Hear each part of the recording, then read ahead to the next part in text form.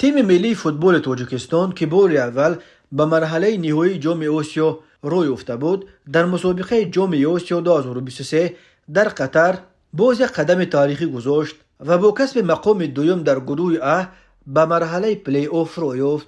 شاگردان پدر شگرد در دور سیوم و نهایی مسابقات گروهی در گروه ا در بازی با تیم ملی لبنان که شام 22 ینور سال 2024 در ورزشگاه جسیم بن احمد در شهر دافع با حضور قریب 12,000 تماشابین دایر شد، با حساب 2-1 غالب آمدند. آنها در حالی که تا دقیقه 80 بازی حساب به نفع تیم لبنان بود و داوران با استفاده از نظام ور دو گل زده فوتبال بازان تاجیک، گل شیروان مهتاب شایف در دقیقه 5 اضافه شده قسم اول بازی و گل علیشیر جلیلوف را در دقیقه 69 حساب نکردند. در هر دو حالت داوران خلاصه دادند که این گل‌ها از حالت افساید زده شدند. در این بین تیم لبنان در دقیقه 49 توانست حساب را گشاید.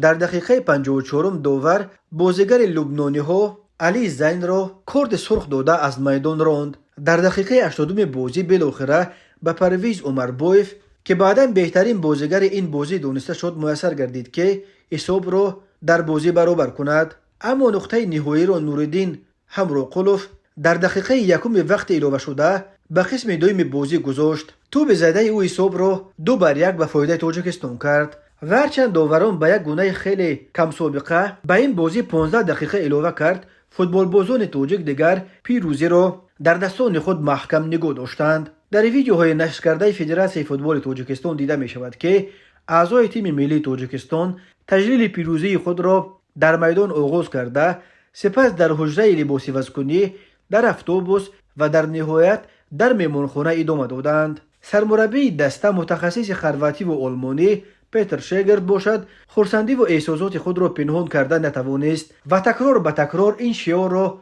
میپرتافت که تاجیکستان به پیش. در بازی دیگر دور سیوم و نهایی در گروه ا میزبان از تیم قطر بر منتخب خطای با حساب 1-0 غالب آمد. به این ترتیب در گروه ا قطر با کسب 9 امتیاز جای اول را به دست آورد.